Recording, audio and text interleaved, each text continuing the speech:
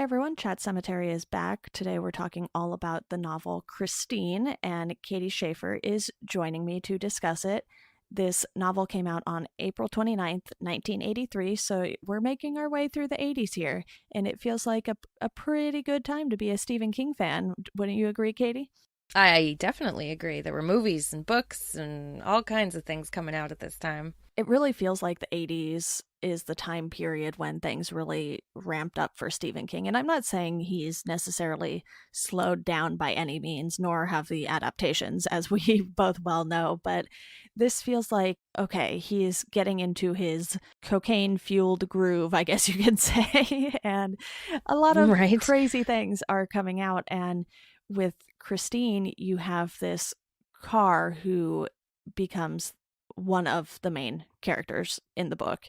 And I think when he takes certain things like that, when you take a house and make it into a character or a car or something, he does this in a different way because the car literally comes to life. It's not just your everyday average car like you can have in some things and still have it feel like a character. So I think that's something that made this unique. And it was a pretty long book. It's not as long as The Stand or anything by any means, but for what it is, it was pretty long. And the first edition hardcover was 526 pages. I believe my paperback copy was a little shorter than that. It was a little over 500. Yep.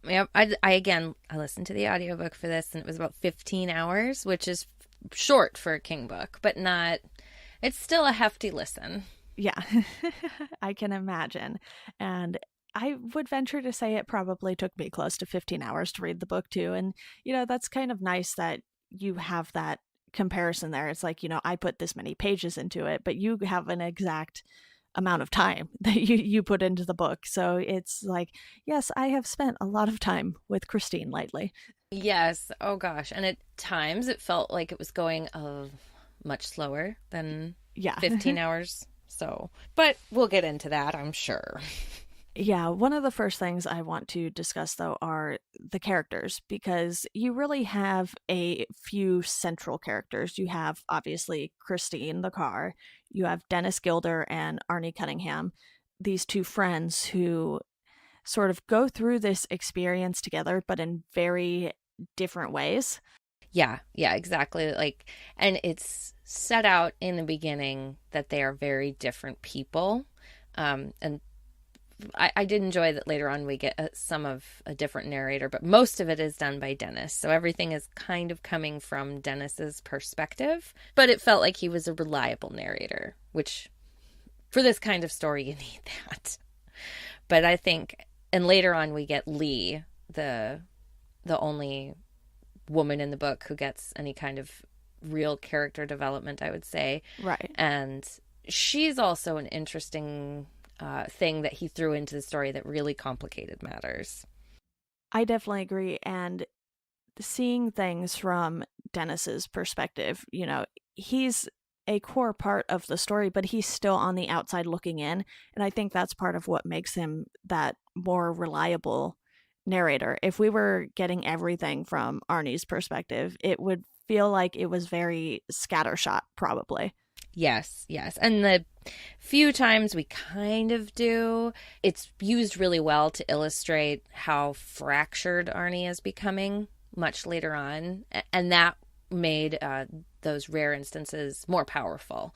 So he uses the different narrations very well. And that's kind of how the 80s was for him. With The Stand, we get all of those different narrators. And this was a culmination of that, I think, that showed how skilled he was, even though it still takes him quite a while to get there. Yeah, you also have LeBay, who ends up playing more of a role than I think we're led to believe at the beginning, because when we find out about Arnie getting the car and then LeBay passing away, it's like, oh, okay, well, maybe that's sort of tied up. But that is not the case whatsoever. Yeah, and his character, that we only got a little bit of his character in the beginning, I was happy about. I was like, oh, good, this is just like a temporary thing and he'll just be weird and gross. But I should have known from the fact that you get that story about him in still fairly early on in the book, probably within the first 150, 200 pages. Right. And then it all kind of hides in the background until you really become aware of how involved LeBay is, and the it goes from being, you know, the story of Scary Car to being a story of like possession and ghosts and all of that. And I thought that was what I was surprised by, you know, that he was able to weave together these characters in a way that, yes, it's still kind of a haunting story, but it takes it in, you know, takes it in a different direction. You then have all of these bit characters too. Not necessarily the parents I would put in that category, but the characters like the group of boys who beat up Christine in a sense. You know, they wail on the car, they defecate on the car, and you have Will Yep. Darnell, who is basically this smuggler of sorts. He's, you know, cigarette smuggler, drug runner, whatever you want to refer to him as. And, you know, he's there to basically give Artie this sort of wrench in his plans because down the line, Arnie gets caught doing these favors for Will Darnell, and it really just sort of puts the heat on him. And without that character, you know, Arnie would probably have a pretty different ending, as would Christine. And you know, we'll talk about the ending for sure because I have some thoughts on that. Because, But whoa. I, Yes. Whoa. Oh, yes, I thought the Darnell character was particularly interesting, and the other one, LeBay's brother, yeah, who we only get just a little bit of interaction with, but he really sows the seeds that end up leading to the culmination of the story. And even though we only see a little bit of him, he's still a rich character, and like, you know, through him describing his experiences with his older brother, you know what kind of man he's grown up to be and turned into, and how he's had to lead his life because of these experiences at such a young age. And that was, oof, that story, that part of it, I was just riveted listening to. I think this book is another good example of King putting a lot of focus on some of the characters who might not mean quite as much to the story as the main characters, but they provide you with these important parts to the point where if you don't have those minor characters in the story doesn't work quite as well. And that's not to say this story doesn't have problems, but typically his character work isn't the root of the problems with these stories. Right, right. There's other issues that he has, but I agree. His character work, and I think this book, especially after, you know, Cujo was the last one we did, this book in particular really defined a line for me in him going into finessing it, making it skilled and razor sharp at certain points, which he wasn't always the best at. Now he's much better at it. And with this one, those little side characters are done so well. And like you said, they add something to the story that the story would be considerably lesser. You could tell it, but it would then just kind of become the story about Evil Car. And Evil Car is not worth 500 pages. Evil Car is like a short on, you know, Creep Show or something like that. Yeah, maybe a 20-30 page short story. Yes, yes, exactly. On the note of the car, though, what do you think of Christine as a character? Because in some ways, Arnie wouldn't end up being the person he becomes without this car, but we find out it's not solely the car that is responsible. It's Roland LeBay and pretty much everyone the car has ever killed, and it just culminates into this rage that the car has. So I think in a way, you know, the car as a character seems very one dimensional. You know, it's like rage is the only speed it has. Yes, that is definitely the case for me as well. It feels like there could be more going on behind it, but we don't get any of that. We, you know, there's just that reference to LeBay being a changeling that we get that's kind of hinting at what this the source or the reasoning behind this could be, but then that's never really explored in much detail. But Christine feels like just one aspect, like one emotional aspect that Lubé has put into this world, and she's the receptacle of all of his rage and anger at everything around him and his entitlement, because all of that rage stems from the entitlement of he's not getting what he wants, regardless of what it is. And it feels like Christine is his weapon, almost his sword with which to strike back, because you can, as is evident in this book, you can really brutally murder somebody with a car. That's something that's also perfectly normal for us to see in everyday life, whether intentional or not. You always see these car wrecks on the news and you're just like, wow, how did that even happen? Sort of thing. And even though it's something we've seen so many times, it still doesn't cease to amaze a lot of people, which is why every time there's an accident, people are slowing down to look and see what happened. Right. Right. We call, oh, it's a wreck. Look at that wreck over there. And it's Christine uses that like you said, like this everyday way of dying, and makes it very sinister, as opposed to just like, oh, this is a terrible accident. It really makes cars, not really, but it makes them scary, like instruments of death, rather than, oh, this is just how I get around. That's how Right. the book kind of gives this fear, it injects this fear into the story, is how everyday and commonplace the weapon is that the bad guy is using to kill people. This takes it to the extreme too, because the car does it on its own. There isn't someone at the wheel. The car decides who it's going to go after and when. And we come to realize it's always when Arnie is out of town, so he has an alibi. And, the car fixes itself. And I am going to try to refrain from calling the car her, because as we know, that is something that people feel is a problem in the story. It's like, why are we gendering this car? It is an object. Right. And what is driving them to do that?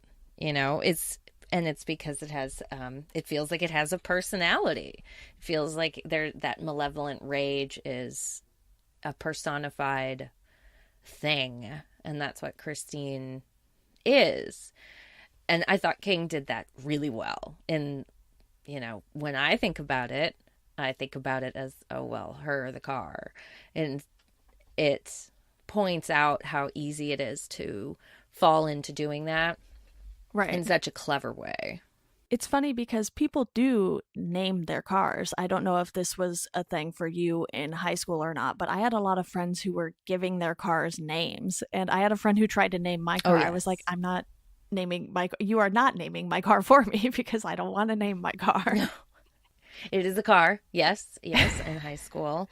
I do actually have a name for my car, but it's just because it has a Bluetooth in it. So I Okay. have to differentiate between all the Bluetooth things. So I was like, okay, well, what am I going to name the car? And I have a white car. And so I named it Cracker, because I thought that was the best name for it possible. Because it is a white mom car and it seemed appropriate. But yeah, naming it, and like, I knew guys especially who were really into their cars and lovingly waxed and washed and take care of vacuum and all of that stuff that is present, that Roland LeBay does. And that, it feels normal Yeah. when it's a person doing it. But in this book, it feels weird and icky.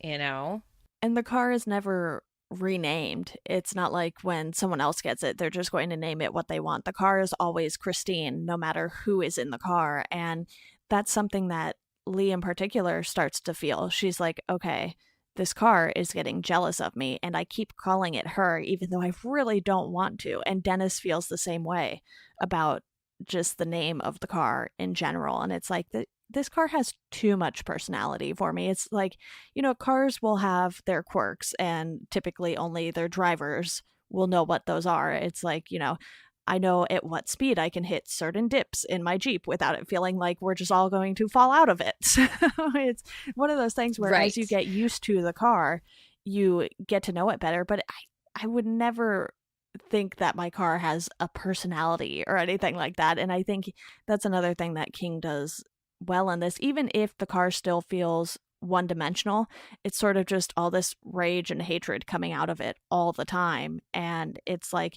you know what? If I can't have Arnie to myself, no one can. Right. And that one dimensionality makes it all the scarier because there's no, Christine doesn't have any mercy for you. Christine doesn't, want to make a relationship with someone. It's all just rage and there's no escaping and there's no making it better. All you can do is try to destroy it. And as we learn at the end, that's a lot harder said than done. Absolutely. Another thing I want to touch on is when they sideline Dennis, because I feel like that's when, for me, the story really took a hit. Because obviously, with Dennis in the hospital, he's not going to know the details of everything going on outside of his hospital room. He'll only know what people come and tell him. And obviously, his parents come visit, Arnie comes to visit, but not as often as you would think, given how attached the two of them seemed to be before he bought Christine. And even Lee goes to see Dennis more in the hospital, I believe, than Arnie does, because she has, and rightly so, has this concern for Arnie because, without Dennis being there to sort of poke and prod him about certain things and just get in his head and be like, hey, dude, you got some other people to pay attention to, not just your car. Right. Stop it with the car thing, though. Yeah, he goes down this darker hole, and, Dennis is helpless in that moment just because of this accident, which I'm not entirely sure was an accident. Right. And it's just so, yeah. I felt like there was a lot going on with that, and that Dennis being kind of excised from the story for that part. I think King uses it as an opportunity to kind of push the story along because of that limitation of like, well, Dennis isn't around a lot. And if Arnie and Dennis aren't going to be as close as they were, then how is Dennis going to know all this stuff that's going on? But it also kind of feels like in some ways it's good because it moves the story forward. And in some ways it kind of feels out of nowhere. And Dennis, as the narrator, was kind of the emotional heart of the story. And now things are going forward and it just feels rote. This happened, then this happened, then this happened. It's almost like there's not a whole lot of feeling behind it, but are we on the same page that the only reason Dennis had his accident was because it was the game Christine was at? Oh, yeah, definitely. We Okay. are on the same page about that for sure. Like it feels, there was lots of rage in the air. And it feels like at times she can affect people. Like with how insane that guy goes with the car when those boys go and wreck Christine. Like they go really, really far Yeah. to an insane degree, like pouring sugar in the gas tank and all that crap. Like it's impressively rageful. And that's kind of, it seems like Christine adds that to every scenario where she's present.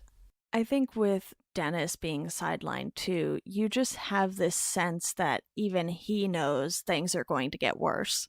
And he can tell that Arnie is hiding a lot when he comes over. I believe it's after Thanksgiving dinner or whatever, and he brings a six pack and stuff like that. And they sort of have this nice moment that reminds Dennis of the time before Christine, but at the same time, he can tell that there's something very different about Arnie and that he's not exactly who he wants Dennis to believe he is still.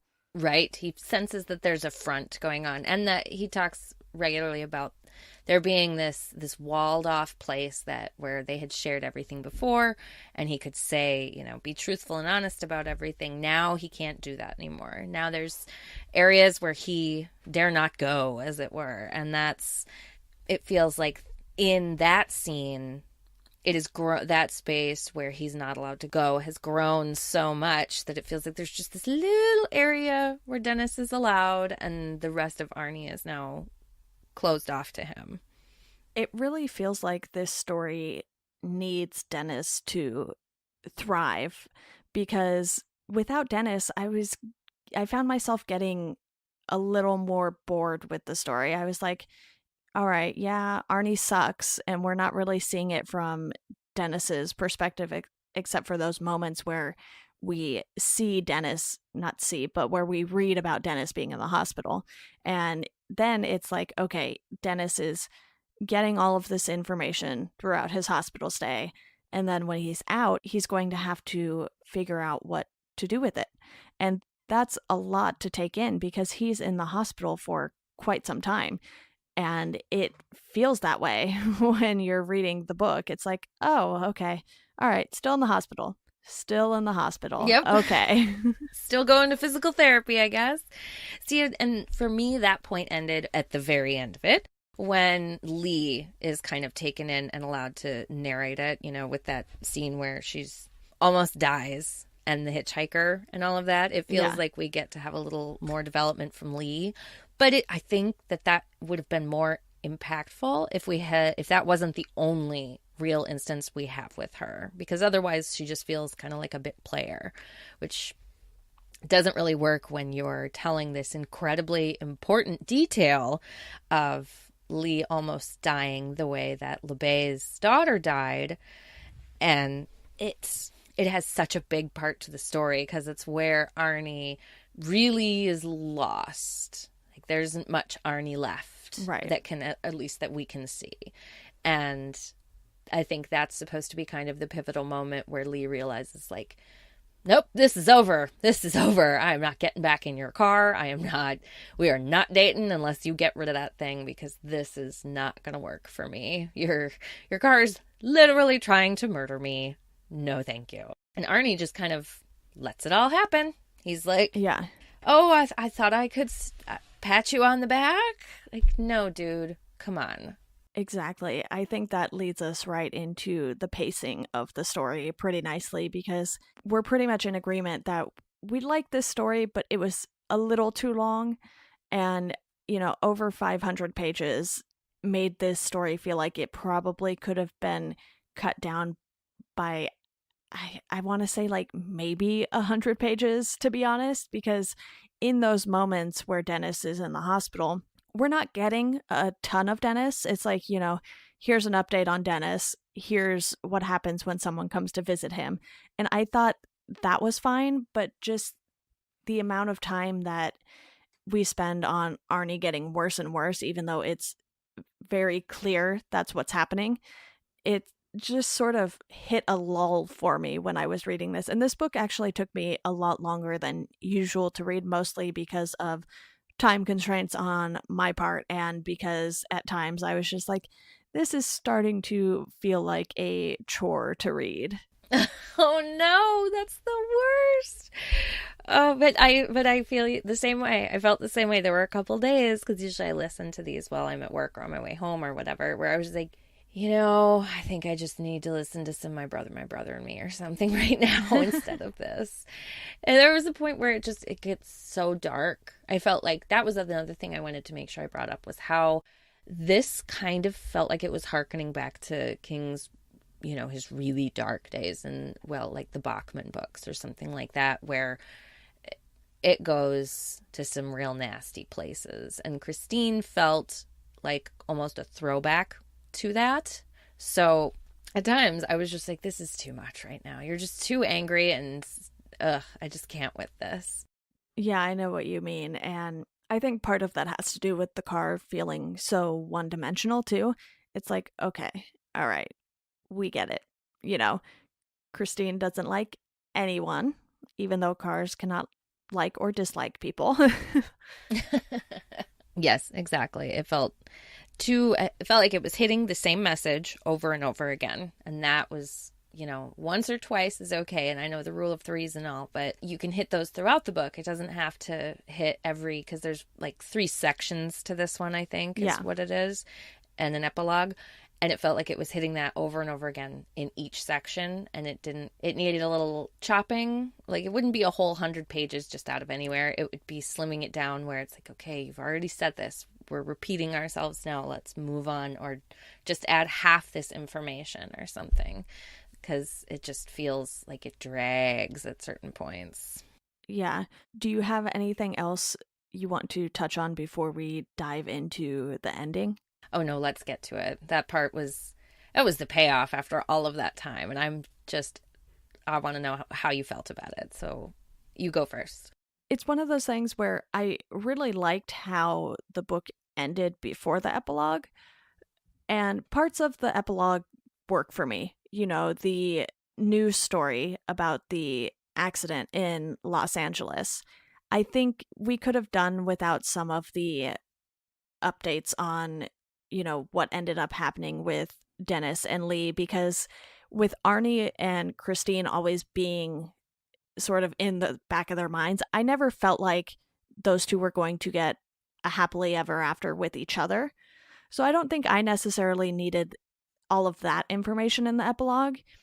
And, I think what he could have done was ended it the way he ended it and then just have the epilogue be like a newspaper clipping of the accident or something, because as you and I both Yes. know, he's done that before where he's put letters in and newspaper clippings and things to that effect in his stories to sort of bolster that outsider perspective. And I think leaving us with something like that would have been a little more effective, but I do like that they at least put that accident in there. Yeah, I agree. We didn't, I mean, as much as it felt weird that it was 4 years later Yeah. and there was all of this development. I was like, 4 years, man. What are you talking about? This should be like a 10-year, like you're still writing Christmas cards and acting like it's, oh, it's been decades. And then I read, oh, 4 years. Like, what the hell?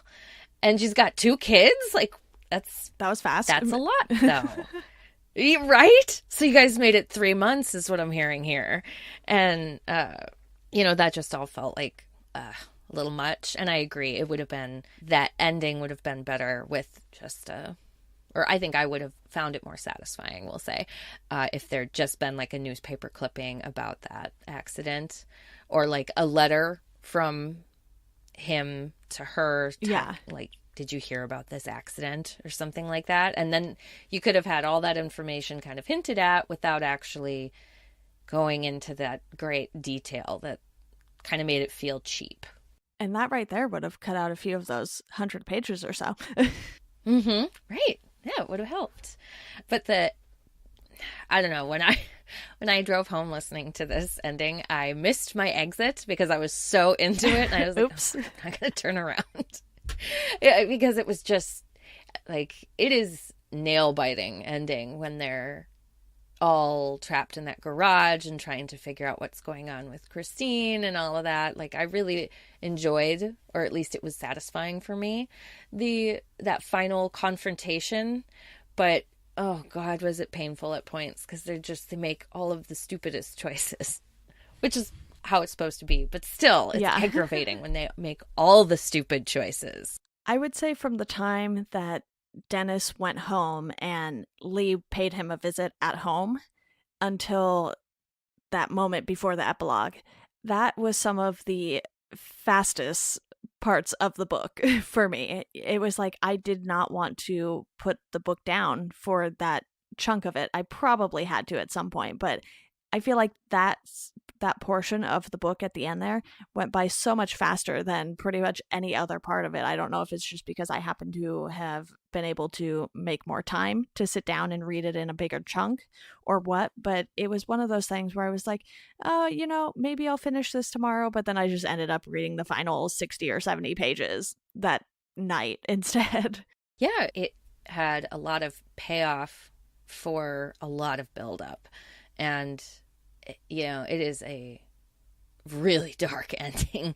And until you get to the epilogue, anyway, then it kind of muddles that. But it is crushingly painful to read or listen or whatever through that scene in the garage, because it is so tense. It is so tense. All the waiting that they have to do and all of the pain that Dennis is in while he's dealing with his essentially refractured leg. Like, oh, and just want to scream sometimes, like, no, don't do it, and that to me is the sign of a good ending, when I'm that fully engaged in the story.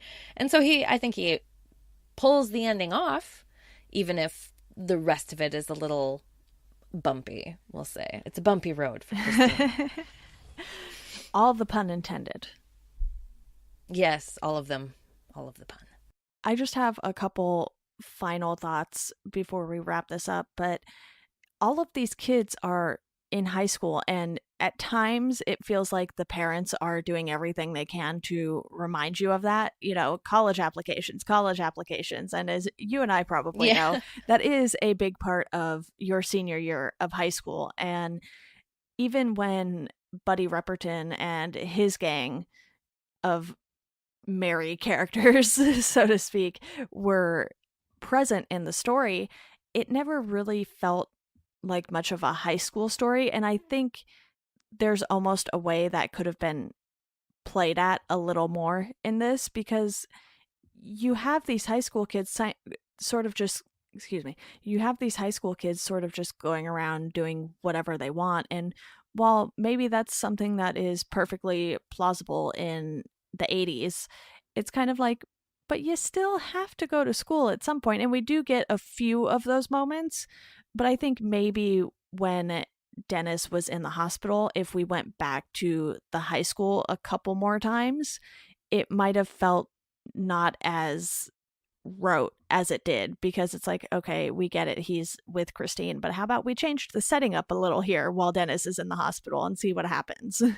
Right. And see how Arnie is dealing with his life now that, it's completely changed. And I think at least part of that is the fact that this was actually set 1978 and 1979. And at that time, Okay, yeah. I believe the drinking age was 18 everywhere. And so they're drinking beer with their parents, first of all. And then there's a fucking smoking area at the school. And those two things are just so far away from anything that, I can imagine in my high school career, where my dad's like, hey, go grab a couple beers. Yeah. Like that to me, even in my senior year in high school, like that's a strange concept. And smoking at school and not getting yelled at by the teachers is like, well, that doesn't happen. So at times I agree. It totally felt like they were more college kids than high school kids. But I think that that's partially because of the era in which it's talking about, is that, Yeah. 17 was pretty much an adult at that time. I think there were just some things that felt like they had some holes in them. It's like, Dennis was on the football team, and yet we only hear about the coach a couple times when Dennis is in the hospital. It's like, what about all those people? How are they feeling about Dennis being in the hospital? It was something I kind of wondered, even though they weren't meant to be real parts of the story in any way. I think just sort of taking us out of Arnie's world for a little bit would have been nice, because you have all of these things happening with Dennis and Lee, and it's like, okay, what about, what's going on with them? We get the parents, but we don't get anything else really out of those characters, and I think that would have made things a little more well-rounded, I guess you could say. Right. Like, well, how are these people reacting to the fact that there are all these car deaths? People are just being brutally murdered by a car, a random car that no one can find. Like, that's a pretty crazy thing to be happening. And it kind of gives the impression that this is a very fairly small, centrally located town. So it feels like you said, a couple of like almost crowd reaction shots of Buddy Ripperton or even the coach, how the coach handles it afterwards, or rando kid at school. King does really well when he has those little vignettes from rando person in the area to give that perspective. And I think, well, it might have added a little length to the story while we're chopping. It wouldn't have felt like such a small story that's trying to be so big. In a way, it almost accomplishes that when Junkins comes into the picture. He's the one investigating everything, and I think he sort of brings this different perspective, but because Arnie is so stubborn and Junkins knows he's hiding something, it sort of just becomes this runaround until they catch Arnie with the cigarettes that he's smuggling. And even then, it's like nothing really comes of that. And then next thing you know, Junkins is dead. And you have so much there that I think something like that with people from the town would have been nice to see, because obviously this is Junkin's job. He has to worry about this. But with the town, it's like, are they handing out a curfew for kids so that they're not getting run down at night? Because Christine isn't really doing any of this stuff in the middle of the day, if I'm not mistaken. Right. It all happens at night. And or like they aren't pulling over more red cars because they Yeah. found red paint. So red car they're not randomly searching red cars or something like that. Yeah. It felt it felt like these big events are happening, and but it's all in this microcosm where everybody else only kind of peripherally knows about it, even though it's mentioned like that these things are in the paper and that people are talking about them, but we never really see that happening. It's just made paid lip service to, and then we move on. Exactly. Well, is there anything else that you want to hit on before we wrap this up? I do have to say that this was better than I expected. Like, obviously we've talked about it pretty extensively now, and there's good parts and bad parts, but I honestly expected this to just be terrible because, I've seen Maximum Overdrive, and that's kind of what I expected, was something a little more mindless, but it actually had some really interesting parts to it. And if you've been holding off on reading it because it looked just totally mind-numbing, or just one of King's lesser works, I would say it's still worth reading. Just don't expect it to be, The Stand or It or something like that. Exactly. And Stephen King seems to really enjoy some stories about cars, because not only does he have Christine, I'm glad you mentioned Maximum Overdrive because that was his film that he directed. And then you have From a Buick 8. So, you have a few things going on in the Stephen King universe here that involve cars. And, these, I don't know what Maximum Overdrive is like because I have yet to watch it. I'll be getting to it. But, you know, Christine and From a Buick 8, those involve very, very large cars, and they just sort of have this presence about them. It's like, boat cars are huge. That's why they call them boat cars. Right. Oh, yeah. Oh, yeah. Yeah, Maximum Overdrive is its own crazy beast, honestly. I've watched it, and I kind of remember watching it like, what is going on right now throughout the entire thing, because it's just so bizarre. It is bizarre. Like, I think it's fun, but it's not a good movie. We'll say that. Yeah, it'll be interesting to not only watch the adaptation of this, but Maximum Overdrive as well. And I am definitely looking Yes. forward to it. And I agree with you. I did like the story overall, but I think you can like something and also point out its flaws at the same time. I feel like I probably wouldn't have a couple podcasts at the moment if that was something I was not able to do. Right. Right. That's the best part. That's why you read stuff and watch stuff and consume stuff, is to think about it. And discussing the flaws is so important. And it helps people make better stuff, and it helps you think more critically about things, which is always the best way to consume your media, is critically. Absolutely. And Katie, thank you so much for coming on to talk about this. I know this was one of the holes in the schedule, and I was like, all right, who will talk about Christine with me? Oh, I'll talk about any Stephen King. You know this. I greatly appreciate that. And to our listeners, you can follow us at Chat Cemetery on Twitter and Instagram. You can subscribe to this podcast wherever you are listening to it right now. And as always, thank you all for listening, and we hope you enjoy the rest of your day. Thank you.